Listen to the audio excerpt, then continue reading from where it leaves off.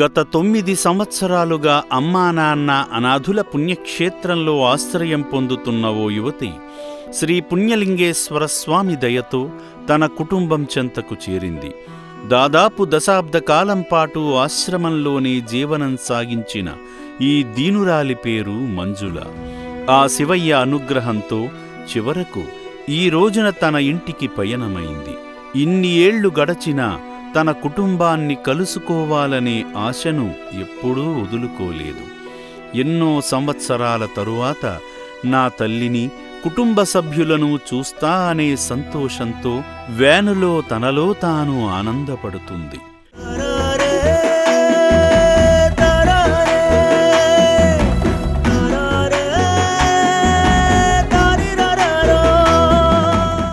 ఈ యువతి రంగారెడ్డి జిల్లా అబ్దుల్లాపూర్మెట్ మండలం అనాస్పురం గ్రామానికి చెందిన ఈమె తన తల్లిదండ్రులైన ముక్కాల, ఎల్లమ్మ పేర్లు, స్వగ్రామం గురించి తనకు గుర్తు ఉన్నంతవరకు కొన్ని విషయాలు చెప్పగా, ఆ వివరాల ఆధారంగా అమ్మా నాన్న అనాథుల పుణ్యక్షేత్ర సిబ్బంది దారిలో కనిపించిన ప్రతి ఒక్క గ్రామస్తులను అడుగుతూ ఎట్టకేలకు తన ఇంటిని గుర్తించారు.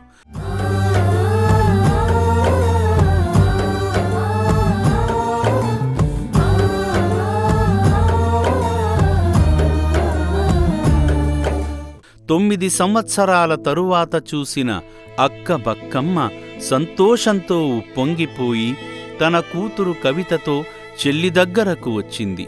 కన్నీటి కంటే ఎక్కువ సంతోషం ఆమె హృదయంలో వెల్లువెత్తింది. తన రక్తబంధాన్ని చూసిన వెంటనే పట్టరాని ఆనందంతో ముందుగా తన భర్తకు ఫోన్ చేసి తన సంతోషాన్ని పంచుకుంది. ఇన్ని ఏళ్ళు ఏమైపోయావమ్మా, ఎక్కడున్నావు, ఏం చేశావు అని అంటూ అక్క తన చెల్లితో ఆతృతగా ప్రశ్నల మీద ప్రశ్నలు అడిగింది.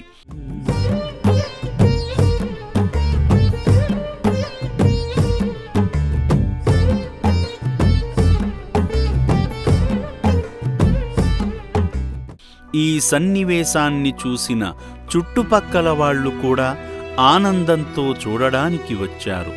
అక్క బక్కమ్మ తన చెల్లిని తన ఇంటికి తీసుకువెళ్లి కూర్చోబెట్టి ప్రేమతో ఆదరించింది. ఈ సందర్భంగా అక్క బక్కమ్మ మాట్లాడుతూ 9 ఏళ్ల క్రితం మతిస్థిమితం లేక ఇల్లు విడిచి వెళ్ళిందని, కుటుంబమంతా వెతికినా దొరకలేదని, ఇన్నాళ్టికి మా చెల్లి మా దగ్గరకు వచ్చింది అంటూ అవధులులేని ఆనందంతో తన సంతోషాన్ని ఆశ్రమ సిబ్బందితో పంచుకుంది. 2 రోజులు తప్పయింది. ఇక దొలాడు ఊకున్నాం. 9 సంవత్సరాల చనిపోయింది.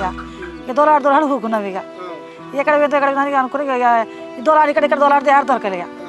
ఇక మా అన్నతో మా తమ్ముడు కూడా దొలాడి దొరకలే. ఎక్కడ వెళ్తే పెట్టి ఊకున్నాం. చెల్లెనే చెల్లెనే ఏం వదిలిపెట్టాం, మంచిగా చూసుకుంటాం. ఏం చూసుకోము.